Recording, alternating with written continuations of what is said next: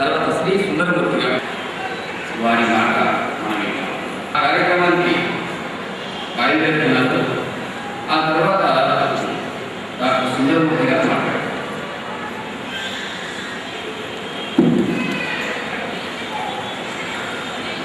ఓం సాయిరామ్, ఓం సాయిరామ్ మహారాజ్ की जय, ఓం శ్రీ సాయిరామ్ మహారాజ్ की जय. ఇంతమంది పెద్దలుండగా చెప్పాలంటే సమయం లేదు. అందుకే జాగ్రత్త స్వామి ఎందరో మహానుభావులు అందరికీ వందనాలు. ఈ మహానుభావులు వేదిక పైన బయట అందరికీ వర్తిస్తుంది. ఆ విధంగా అందరి మహానుభావులకి వందనాలు.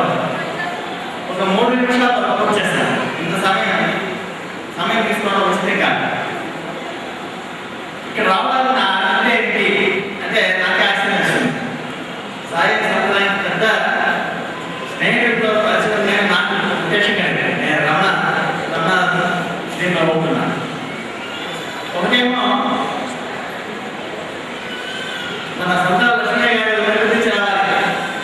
వయసు కొంత పెద్ద వయసు వచ్చింది, కోరుకుంటే బాగుంటుంది.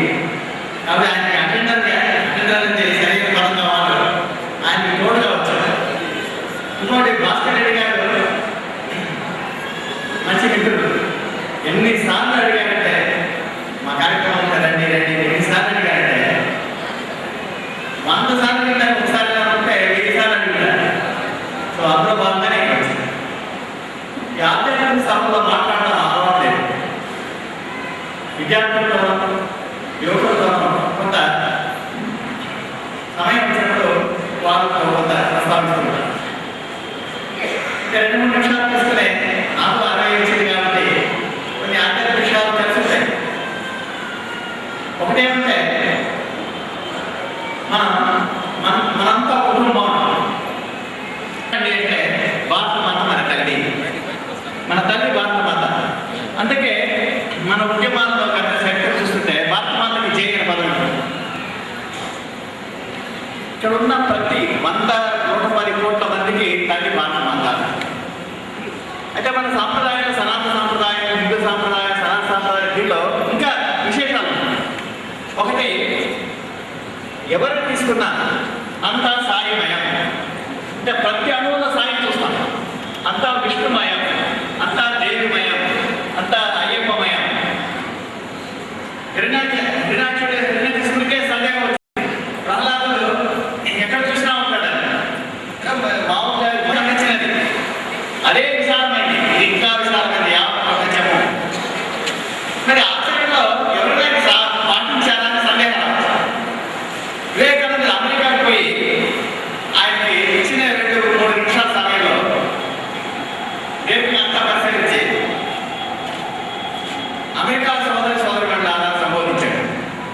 ఆ సంబోధనలో ఎంత శక్తి ఉందంటే వాళ్ళు మామూలుగా అమెరికాస్తే ఈ మన యొక్క సంప్రదాయం ఏం తెలియదు, అయినా వాళ్ళకి షాక్ పోయినారు.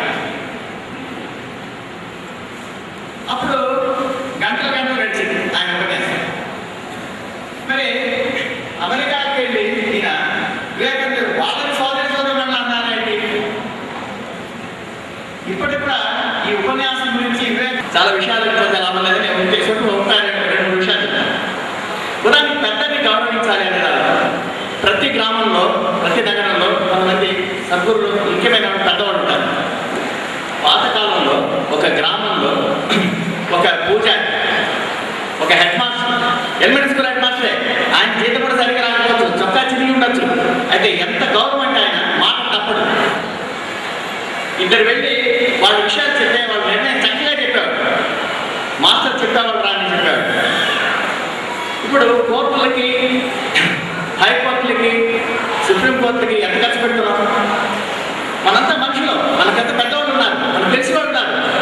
ఎవరికైనా ఒక గ్రామంలో ఏదైనా సమస్య వస్తే ఒక నలుగురు వెళ్ళి ఒక పెద్దవాడి దగ్గర వెళ్ళి ఏమంటే మా సమస్య ఇది, ఏం చేయమంటారు? తప్పకుండా తీర్పు చెప్తారు, సరైన తీర్పు చెప్తారు. సరైన తీర్పు అంటే ఇద్దరికి అనుకూలంగా ఉండదు. మనం ఏమనుకుంటామంటే సరైన తీర్పు అంటే నాకు అనుకూలంగా ఉండాలి. ఎవరికి వాళ్ళు ఇక్కడ వెళ్ళి సమస్య చెప్పి నాకు అనుకూలంగా చెప్పాలని ఎవరు చెప్తారు? భగవంతుడు ఎన్ని కోట్ల రూపాయలు ఖర్చు పెడుతున్నాం న్యాయస్థానం పేరుతో, హైకోర్టు పేరుతో, సుప్రీంకోర్టు పేరుతో.